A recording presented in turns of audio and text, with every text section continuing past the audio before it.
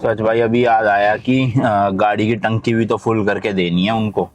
तो यहाँ से 13-14 किलोमीटर ही है एयरपोर्ट। तो यहीं से करवा लेता हूँ फुल, क्या ही फर्क पड़ेगा भाई।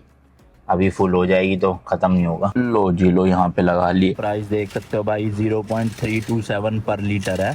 मोटा मोटा भाई 70 रुपये, 70 नहीं, अरे ज़्यादा है यहाँ पे। अच्छा ये 91-95 का। मेरे को नॉर्मल डलवाना है भाई। ये रेट 95 या 98 का होगा, क्योंकि नॉर्मल का तो 0.2 समथिंग है यहाँ। कैश भाई अपने पास पड़ा ही हुआ है तो कैश ही दे देंगे। मेरे ख्याल से तो मैक्स टू मैक्स 10 रियाल का आएगा। 10 भी ज़्यादा ही बोल रहा हूँ, उससे कम ही आएगा। और पैसे मेरे पास पड़े हैं वैसे 25-30 रियाल। तो कोई नहीं, एयरपोर्ट पे जाके बाकी को चेंज करवा लूँगा, या कतर पहुँच के ये देकर कतर की करेंसी ले लूँगा वहाँ। चलो जी चलो, मस्त टंकी फुल हो गई है।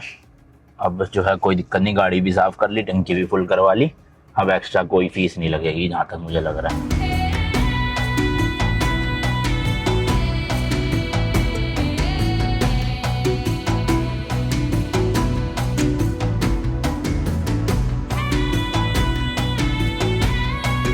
वो भाई सामने एयरपोर्ट आ गया है और मुझे जाना है P2 पार्किंग में। जहाँ तक मुझे याद है P2 ही था शायद से। तो डायरेक्ट डिपार्चर गेट पे नहीं जाना, ड्रॉप ऑफ के वहाँ P2 पार्किंग का बोर्ड ढूंढना है किधर है। फिर उस हिसाब से कट ले लूँगा अंदर की तरफ। ये भाई बोर्ड तो आ गया है। सबसे राइट वाला डिपार्चर, बीच वाली लेन अराइवल और लेफ्ट वाली है पार्किंग। तो चलो भाई लेफ्ट वाली लेन में रख लेता हूँ मैं। पार्किंग में जाएंगे अब सीधा। वहीं पे इनका ऑफिस है, जिस कंपनी से मैंने लिया, डॉलर कंपनी का नाम है। वहाँ पे जाके उनके ऑफिस में चाबी थमा देनी है, एक बार वो चेक मार लेंगे थोड़ा सा गाड़ी को, बस हो गया काम। तो पार्किंग भी दो है, long stay short stay. Short stay वाले में लिखा हुआ है रेंटल कार रिटर्न्स, तो इसी पे रखूँगा, रेंटल कार रिटर्न्स वाले पे। सीधा सीधा सही है, ये बोर्ड लगे होते हैं ना भाई, हर किसी को समझ आ जाता है अच्छे से, कन्फ्यूज़न नहीं होती। स्टाफ पार्किंग और लॉन्ग स्टे वाली लेफ्ट में है, और हमें सीधा सीधा चलते जाना है। हाँ, रेंटल कार वाली लेफ्ट लेन ही रखनी है अपने को, ये वाली रख लेते हैं। चलो वो सामने बिल्डिंग है P1, आई गेस P2 पे जाना है अपने को ना। पढ़ लेता हूँ इसमें एक बार। शॉर्ट स्टे वाली है ये, P2 आगे ही है। P2 ही था यार जहाँ तक मुझे याद आ रहा है, P1 तो नहीं था। P1 मेरे लेफ्ट में था उस वक्त जब मैं एयरपोर्ट से निकला था, और मैं गया था राइट में। तो P2 ही होगा वो। एक्चुअल में 2 बजे का था भाई ड्रॉप, और ऑलरेडी 2:02 हो गए हैं। वैसे तो आधा 1 घंटा एक्स्ट्रा दे देते हैं वो, ऐसा चार्जेस नहीं लगाते, बट कुछ भरोसा नहीं भाई, फालतू में लगा दिए तो एक दिन के पैसे ले लेंगे पूरे। 2,500-3,000 रुपये का फटका पड़ जाएगा। कहाँ है भाई P2 पार्किंग, मिली नहीं जी। ये पुलिस वाले हैं, इनसे पूछता हूँ। हाँ इधर ही है, ये बोर्ड लगा हुआ है राइट में, car rental returns right side. कौन सा इनमें से शॉर्ट से ये कार रेंटल, ये बोर्ड लगा रखे हैं इन्होंने।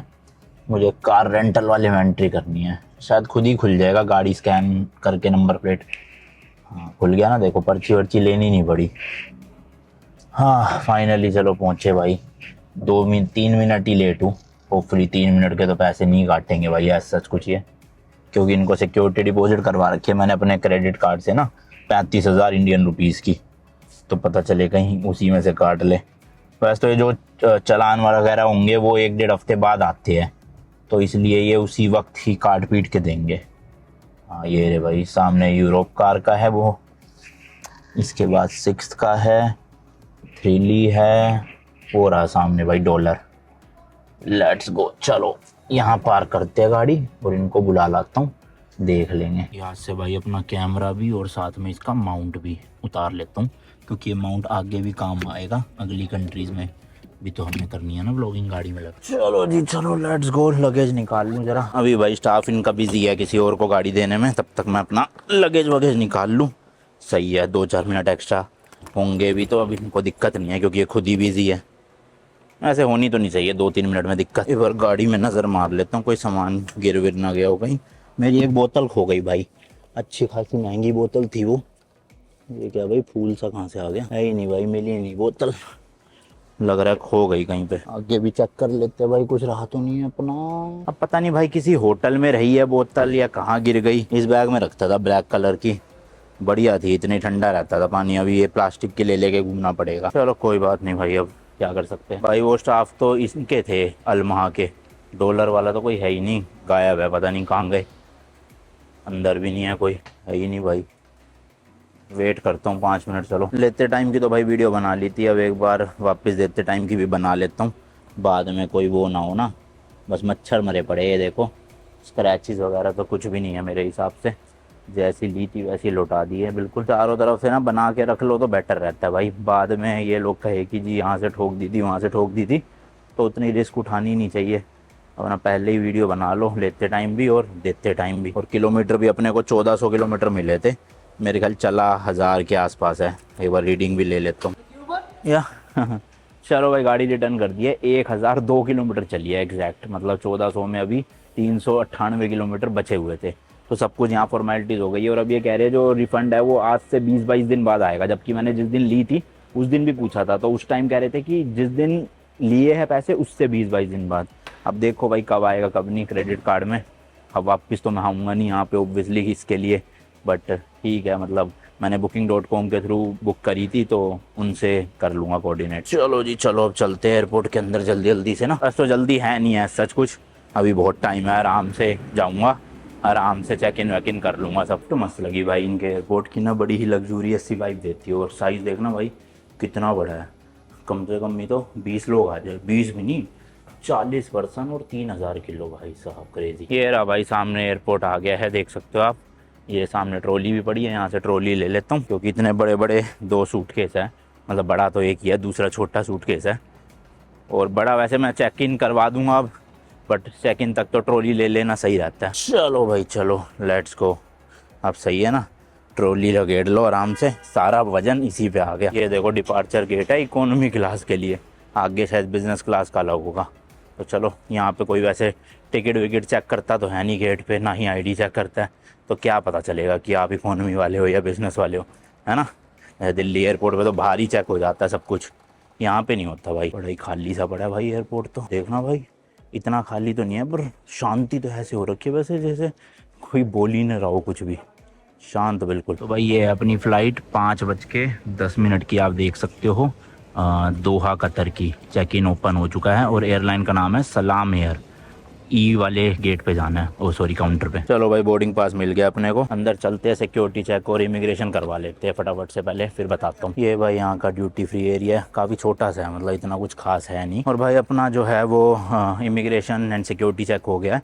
सबसे पहले जो बोर्डिंग मतलब सॉरी चेक इन काउंटर था ना, जहाँ पे बोर्डिंग पास मिलता है, तो वहाँ पे मैंने उनको फ़्लाइट दिखाई, अपना पासपोर्ट दिया। देन वो पूछ रहे कि अपना वीज़ा दिखाओ कतर का, तो मैंने कहा कतर के लिए तो वीज़ा ऑन अराइवल है, आपको ही बता देता हूँ। एक्चुअल में क्या होता है ना, डिस्कवर कतर करके एक वेबसाइट है, वहाँ पर ना इनकी एक मतलब ऐसे स्कीम टाइप की है कि अगर आप उस वेबसाइट से मिनिमम 2 नाइट्स का होटल बुक करते हो, 2 नाइट्स 3 नाइट्स 4 नाइट, मतलब मिनिमम 2 नाइट्स होना चाहिए उसी वेबसाइट से, तो आपको कतर में फ्री वीज़ा ऑन अराइवल मिल जाएगा। वैसे वीज़ा ऑन अराइवल तो मिल जाता है पर वो फ्री नहीं होता, उसमें आपको कुछ पैसे देने पड़ते हैं।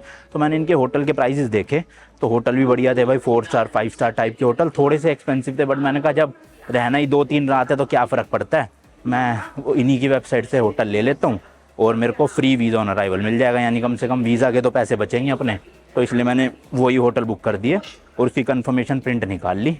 तो मैंने उनको वो दिखा दिया, मैंने कहा ये देखो मेरा वीज़ा ऑन अराइवल है, और वो भी फ्री है बिल्कुल, क्योंकि मैंने ऑलरेडी होटल बुक कर रखी है इनकी डिस्कवर कतर की वेबसाइट से।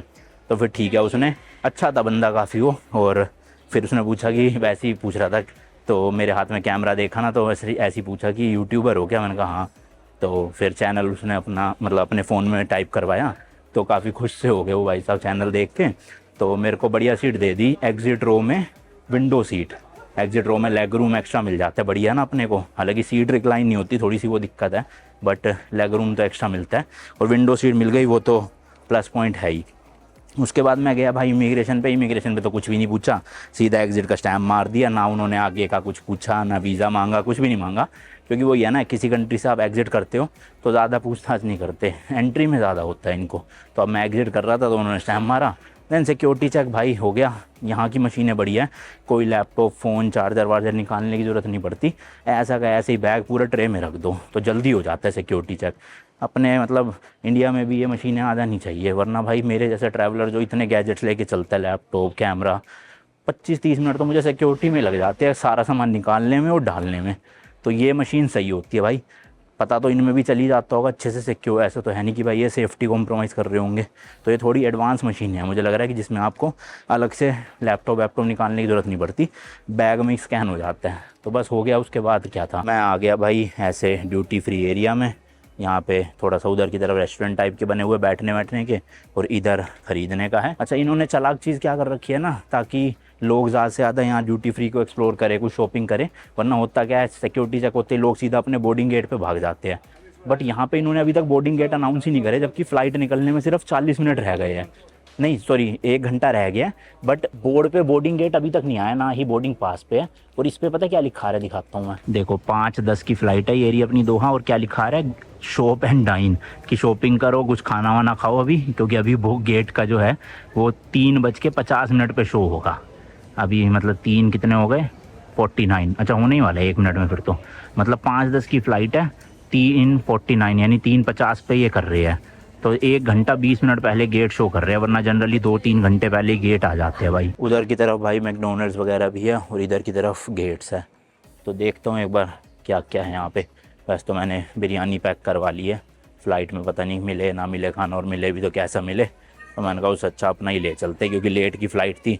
ऑनलाइन ऐप से ऑर्डर कर दिया, होटल के नीचे दे गया था वो, मैंने डाल लिया बैग में भाई। यहाँ देखो बास्किन रॉबिन्स है, बैठने की जगह बनी हुई है काफ़ी, और सामने मैकडोनल्ड्स है वो रहा। और यहाँ भी स्क्रीन लग रही है कि यहीं पे आप देख सकते हो जैसी गेट शो होगा। और इधर क्या है भाई, सलाद वगैरह मिल रहा है। मुझे लग रहा है भाई एयरपोर्ट पे भी इंडियन खाना मिल जाएगा यहाँ पक्का। हाँ वो रहा देखो, स्पाइस किचन के नाम से है भाई। ये देखो भाई, इनके पास इंडियन खाना 100% होगा, है ना। ये रखा तो हुआ है, देखो छोले है, पनीर, आलू गोभी है, बाकी पिज़्ज़ा वगैरह तो है ही। बाकी इधर KFC भी है भाई, मैकडोनल्ड्स तो है ही। तो एयरपोर्ट पे भी मिल जाता, वैसे मैं वहीं से ले आया ज़्यादा सही है, क्योंकि भाई एयरपोर्ट पे तो ऑब्वियसली थोड़ा सा महंगा ही मिलेगा। चलो देखता हूँ गेट आई क्या होगा, सीधा गेट के वहीं जाके बैठूँ। देख रहे हो भाई, यहाँ पे ओमान के एयरपोर्ट पे शाहरुख खान की फ़ोटो लगी हुई है। ये कोई शायद दुबई के वो बिल्डर्स है, दानूबे प्रॉपर्टीज़, उन्होंने एडवर्टीज़मेंट लगाई है भाई साहब। शाहरुख खान भाई, आप किसी भी देश में चले जाओ, लोग ज़्यादातर ना शाहरुख खान को जानते ही है। मतलब वहाँ हिंदी समझ आती हो ना आती हो फ़र्क नहीं पड़ता, भले ही डबिंग में देखी हो उन्होंने मूवी, बट शाहरुख खान को ज़रूर जानते हैं। कितने देशों में हो चुका मेरे साथ। और यहाँ भी ओमान में ऑब्वियसली जानते होंगे, यहाँ तो इंडियंस ही इतने रहते हैं, तो ऑलरेडी पॉपुलर होंगे ही शाहरुख खान भाई। अभी भी दिखा रहा है कि 5 मिनट और लगेंगे बोर्डिंग गेट दिखाने में। कहाँ घूमूँ, वहाँ तो फुल पड़ी थी सारी सीटें, बैठने की भी जगह नहीं थी। हाँ ये बना हुआ ना भाई बैठने का, यहाँ बैठ जाता हूँ आराम से 5-10 मिनट। चलो भाई हो गया है गेट अलॉट, C11 पे जाना है मेरे को। मैंने बताया ना भाई, इतना कुछ खास बड़ा एयरपोर्ट नहीं लगा मेरे को ये, मतलब इससे अच्छे अच्छे एयरपोर्ट्स है काफ़ी। अपना दिल्ली का ही ज़्यादा बेटर लगता है मेरे को एयरपोर्ट। अब वही बात है भाई, है भी तो मतलब पॉपुलेशन भी कम है, और एयरपोर्ट में भी कुछ ज़्यादा ऐसा मेरे को भीड़ दिख नहीं रही है। ये इनका अच्छा लगता है, ऐसे ना साइडों में इन्होंने पत्थर से रख रखे और पेड़ उगा रखे है, देखो है ना मस्त। लाइटें वाइटें जला के ब्लू कलर की। ठीक है भाई, बोर्डिंग स्टार्ट भी कर दी इन्होंने इतनी जल्दी। अभी तो गेट्स खुले हैं थोड़े टाइम पहले ही। मेरे ख्याल नीचे बैठने का सिस्टम होगा, यहाँ से तो बस खाली बोर्डिंग करनी है। देखते हैं चलो अंदर जाके, मेरे ख्याल तो यही होगा यार। यहाँ पे देखो ये वाली सीट्स है, मैं तो इसमें सोच रहा था बैठने की आराम से, और चलो कोई नहीं, अब नीचे चलते हैं, क्या कर सकते हैं। हाँ देखो भाई, वही कह रहा था ना मैं, नीचे बैठने का बना रखा है, और यहाँ से बोर्डिंग होएगी फिर।